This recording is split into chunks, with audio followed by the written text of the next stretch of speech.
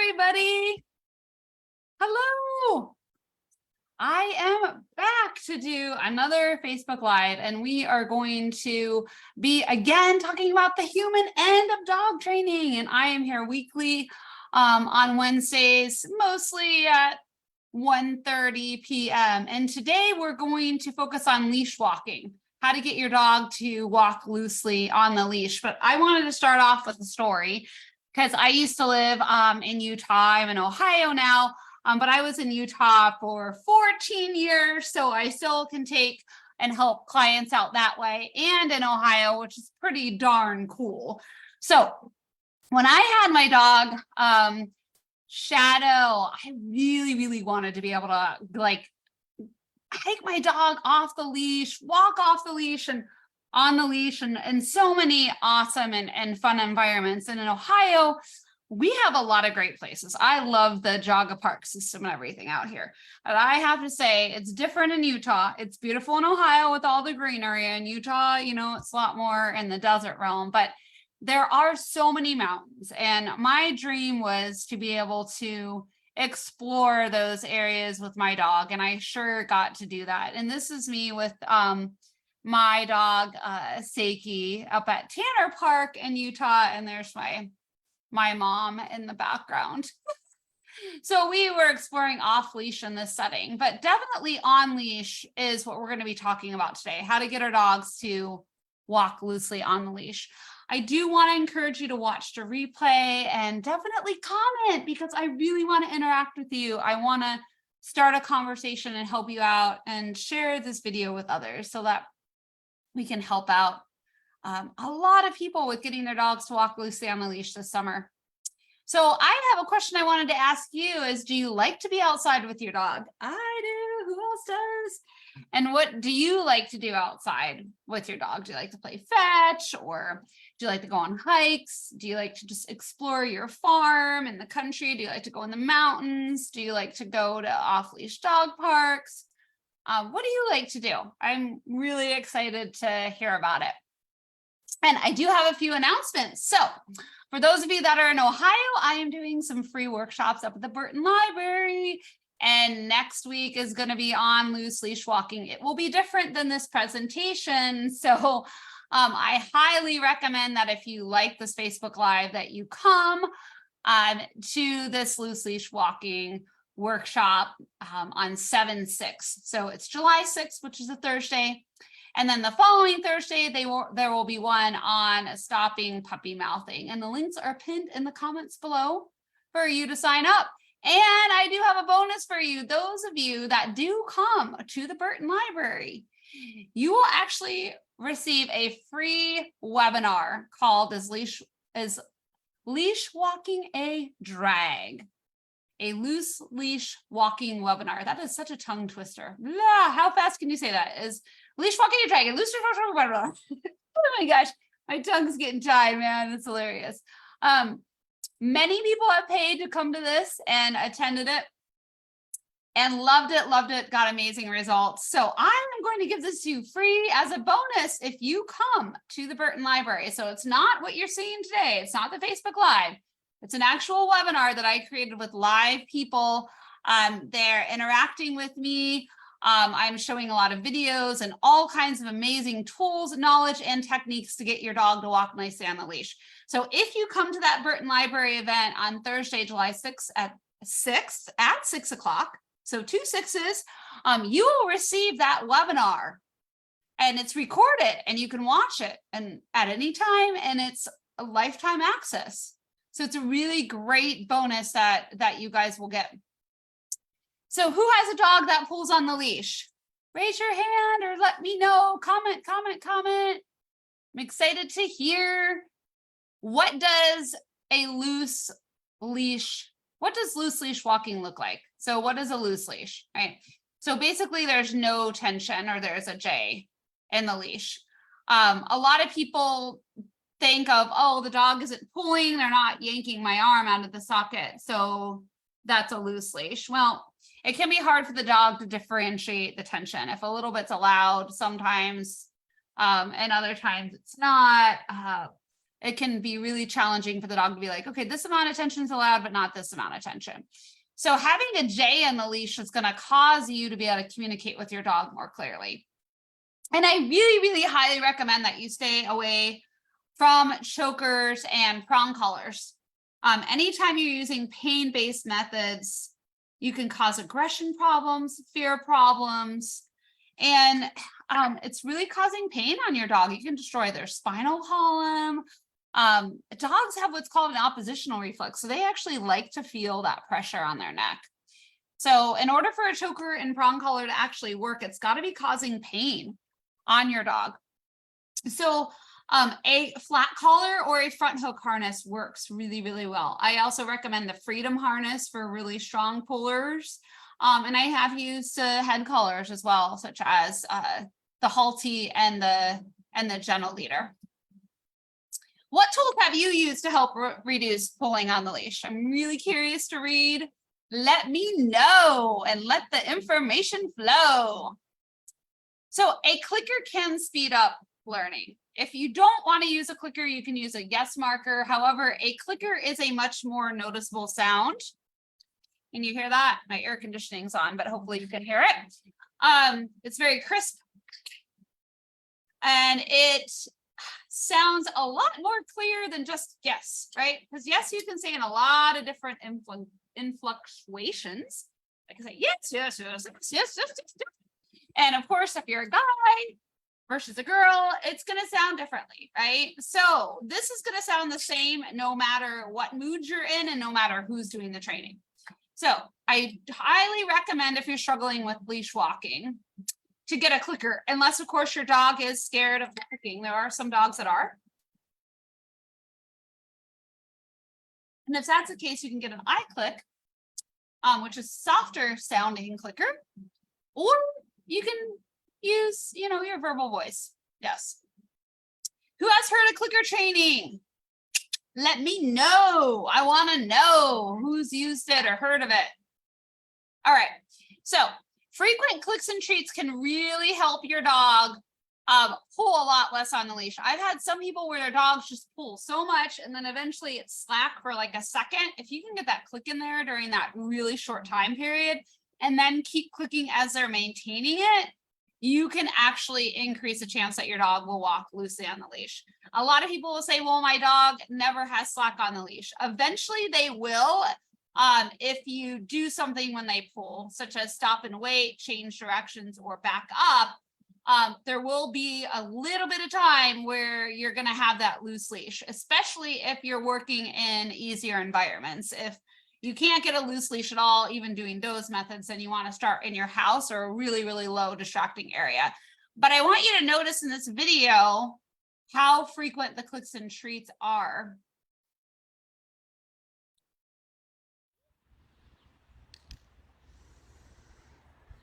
Did you hear that click? The owner is doing frequent clicks and treats when there is a loose leash. And that's the best way to train loose leash walking.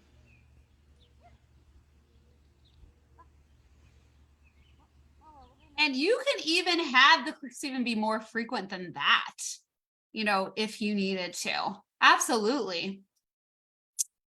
So make it easy for both you and your dog. Start indoors first or in your yard, just like I talked about. If you're not getting success, it's not going to work starting in the hardest distracting environment first. And keep your leash walk short. Dogs learn really well with short training sessions. You're going to feel better if you're not pushing yourself into frustration as well.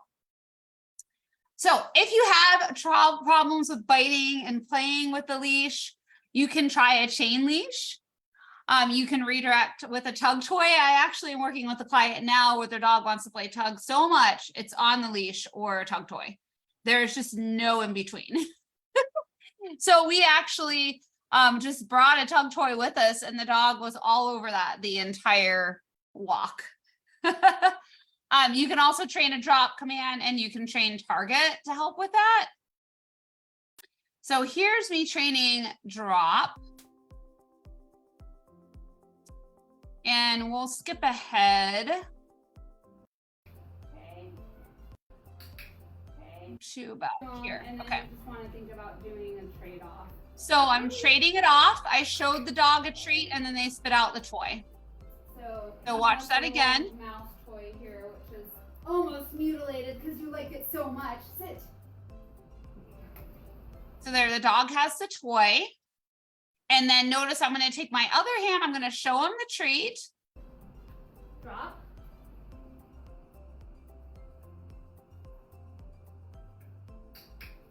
Right? So I clicked when the dog spit out the toy and I said drop as that was happening. Okay? Good job. Good job. Ready, sit. Drop.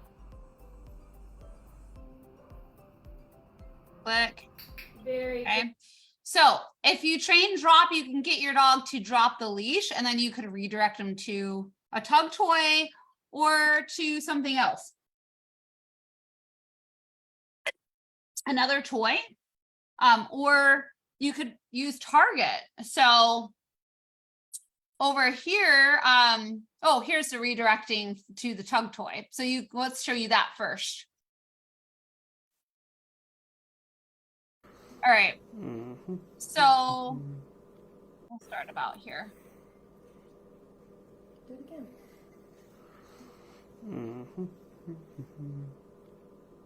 Tug. Right, so he's gonna do the tug. Leave it. And then I know that it instead of drop, but it's pretty much the same process. I'll show it to you again so you guys can get a good feel of it. So you would probably be saying drop to get your dog to let go of the leash and then play tug to redirect to the tug toy.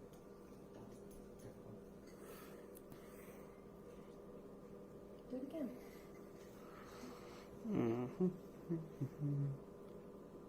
Tug. Tug.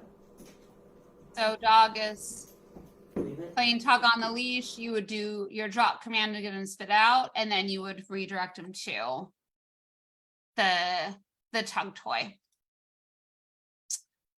So you can stop the dog from biting the leash too through target. So even redirecting your dog to do target after they spit out the leash can be awesome as well. So target is getting a dog to touch their muzzle to your hand. And he's using the command touch instead of target. Maggie, touch. Yes. Maggie, touch. Yes. Maggie, touch. Yes. Touch. So by asking your dog to target a whole bunch, that can prevent them from biting the leash too. It can also help them to learn how to walk loosely on the leash, and you can also use it to redirect them away from a person or a dog they want to pull towards, or even to change directions with you. So as you can see here, he's turning around and the dog is following with him there. Dog gets distracted and by that other dog. So there's another dog right there running in the distance, and his dog looked at that other dog. So watch that. So here it happens. Oops. It's a little bit farther back. We'll start here. So notice how he looks over there. He's looking at that dog that's running in the background. And then the owner is using a target to redirect that dog away. Yes. So he redirected his own dog away from pulling on the leash to go to that other dog. So target can be really good for that as well. It's a really, really cool command to train.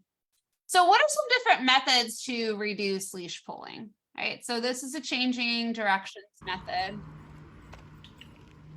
So again, notice there's some clicks and treats for the leash, or for when the leash is loose. And then there's leash tension, owner turns, and clicks and treats. So that changing direction method is really good because the dog learns when I pull on the leash, I don't get to keep going in the way that I want. It actually stops and I have to go in a different direction. And then rewarding that leash for being loose. Notice when she changes directions that she is turning away from the dog. So the dog's on her left side. She turns over to the right, and that keeps the dog to be on the same side as her. Pretty cool. All right. So this one is another walking, and we'll take the sound off here. So notice how the leash is loose and he's walking forward. So if you are walking forward when there's leash tension, you're rewarding that leash tension. So you want to make sure you're only walking forward when that leash is loose. So now the dog had a smell, leash tension happened, and he changed directions. The leash is loose and he's walking forward again. He's not doing that many clicks and treats because his dog is doing so well. So over time, as your dog is doing great at it, you can give less clicks and treats. But you could also hypothetically train loose leash walking without doing any clicking and treating as well, by just doing forward movement when the leash is loose and changing directions when that leash is tight. So their dog's going towards the smell. He changes directions away from that smell and clicks and treats when that leash is loose. Pretty cool. Okay. So here is another example of the changing directions. And I'm going to let you guys watch.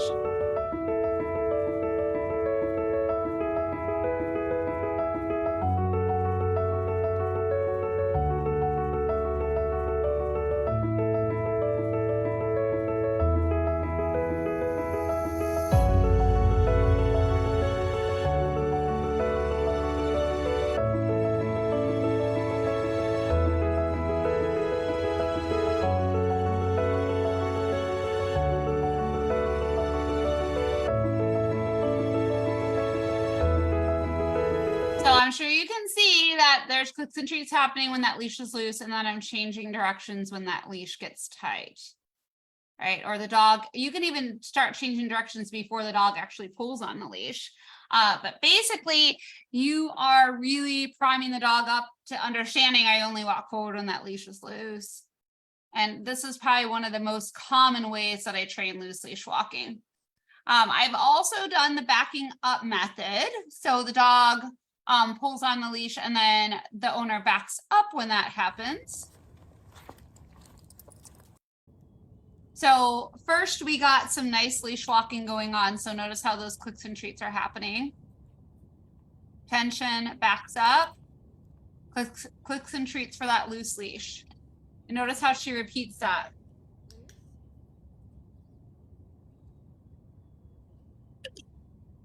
Off the camera for a little bit and then she'll be back on. There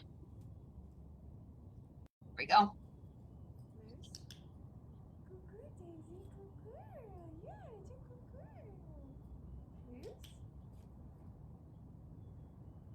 So notice there's a lot of loose leash walking. This only took us, I think it was about like 2 sessions. And even in one session, there is a drastic lessening in the leash pulling.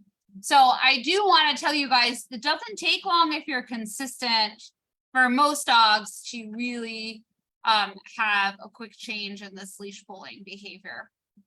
Here's another example of the backing up. Pulls on the leash a lot, or a dog that just constantly smells on the ground? I think I'm going to leave the sound off.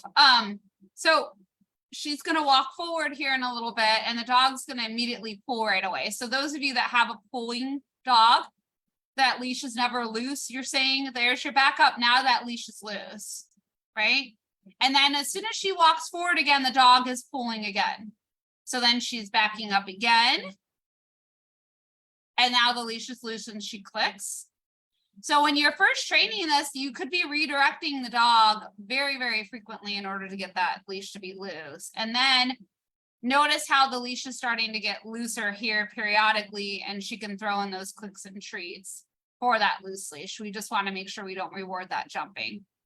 That time she's redirecting with a target instead of backing up. So there she's going to back up and click and treat for that loose leash. And again, we want to try our best to click and treat when the dog's got the 4 on the ground. So if any of you guys are saying the leash is never loose, then you want to really question yourself. Are you working in a low enough distracting environment? And are you redirecting the dog when they're pulling? So are you backing up or changing directions?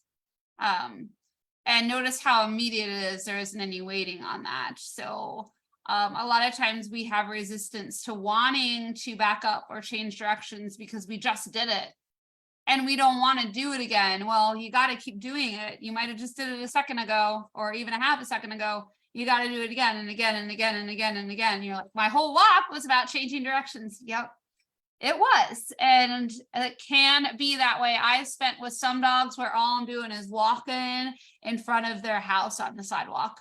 I never got to the neighbor's yard or the neighbor's sidewalk. I was just going back and forth entire time in front of that one house because my goal isn't about the destination, guys. My goal is loose leash walking. What am I rewarding the dog to do? Right? And that's where my focus needs to be, not on going somewhere. Have you used any of these methods? I would love to know. I know some people have used the stop and go method.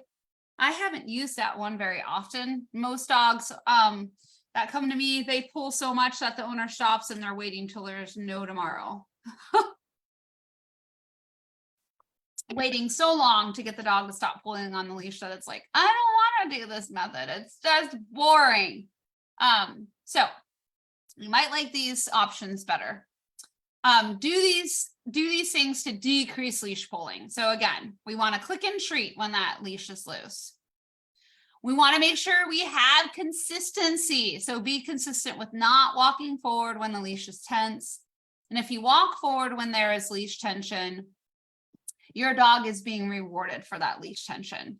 So if you are focused on that destination rather than training your dog, you're going to be more likely to walk forward when that leash is tense. You really want to make sure that you are only walking forward when that leash is loose. Do you find it hard to be consistent with training during leash walks? I don't know, do you? I know it's a common thing that a lot of the clients I work with have trouble with. So definitely you want to have mindset. No shit. You mean I really have to like have a state of mind in order to train your dog? Yeah, you do. So we just talked about focusing on your dog rather than walking to a destination. Focusing on training your dog, right? Not just your dog. Focus on training your dog. And wonder how you can create successful leash walking with my dog. Walking forward to get to a specific destination when there's leash tension is not going to create successful leash walking, right? Yelling at your dog, telling yourself frustrating things like my dog's never going to walk loosely on the leash. I can't do this. This is too hard. I can't click at the wrong time. I forgot the clicker. I forgot the training treats. I'm not doing this right. I'm failing. My dog is stubborn and can't learn this. He's done this for so many years. It's not possible. All of those things are thoughts that a lot of people have. And if you're having those thoughts, you want to wonder to change them. I wonder how I can create successful leash walking with my dog. Start wondering, and that'll open up space to change that energy and to create more of a possibility with creating loose leash walking with your dog. Have you used any mindset tools when leash training your dog? So actually, I did an event at the Burton Library yesterday, and one of the people there was talking about how they yelled at their dog when they were upset. Who's done that? I think all of us have at some point.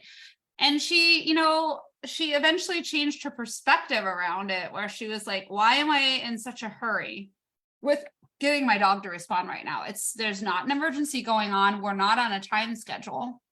So what if I just stop for a moment and breathe and reestablish a different response from myself?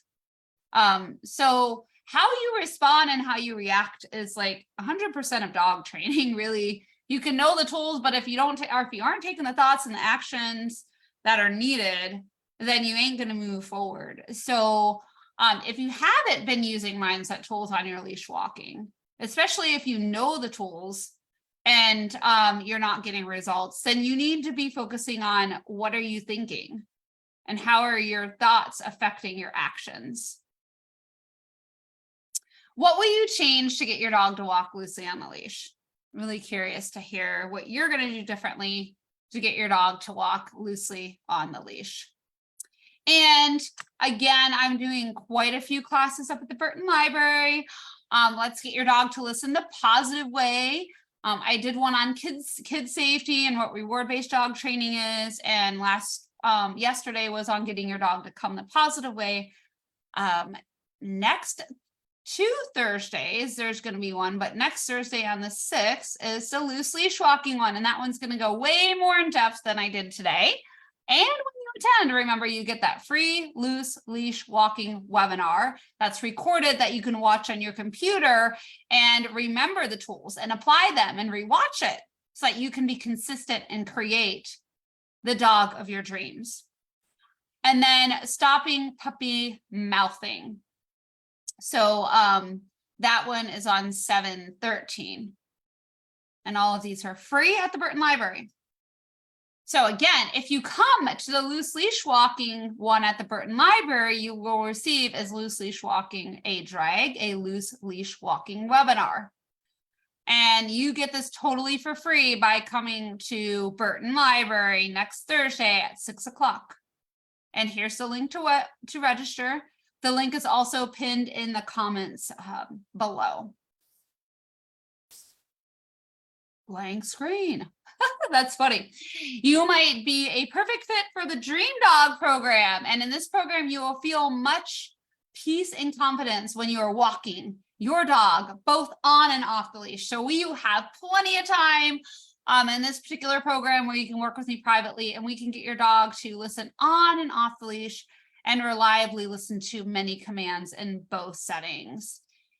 And we can help you no matter where you live. Yay, isn't that cool?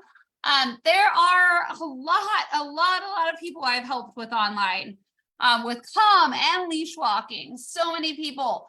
All you need is internet, a smartphone, a computer, a tablet. And if you really want to do in person, I can help you in that way too.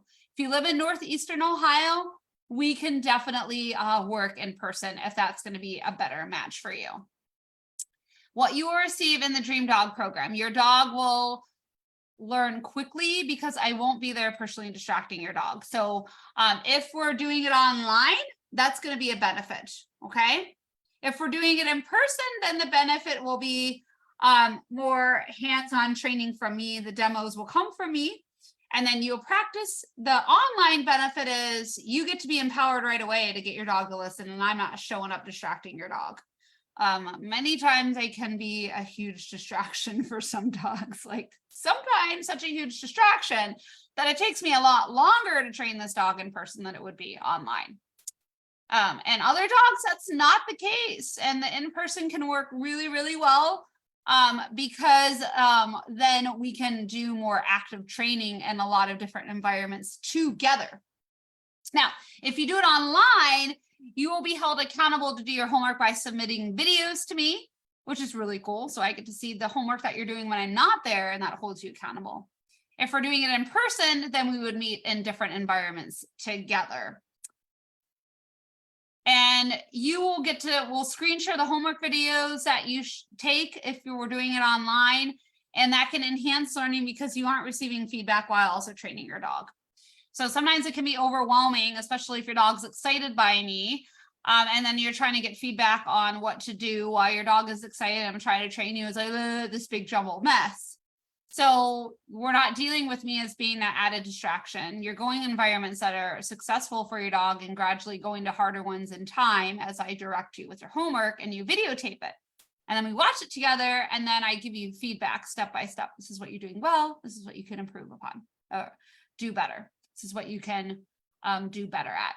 If we're doing it in person, and that's benefiting you and your dog, then we would meet in different environments each week, which can be great for some people. Other people, that's so time consuming to be driving here and there and having to meet me for a training session. They would rather do it on their own time, or the other cool thing with the online is you could send me videos with multiple locations, whereas in person is more hands-on, which is a benefit. I can only work in that one location that I showed up at. So there's benefits in both ways, actually. If you want to figure out if you want to do in person or online with me, the best thing to do is to set up a phone chat or to even see if we're a good fit. And that link is pinned in the comments below. There's also a link that you can go to learn about other services that I offer too. Thank you so much for attending today. And I'm aiming to come on here every Wednesday at 1:30, unless the universe pulls me in a different direction. So hopefully I will see you guys next week. Bye-bye.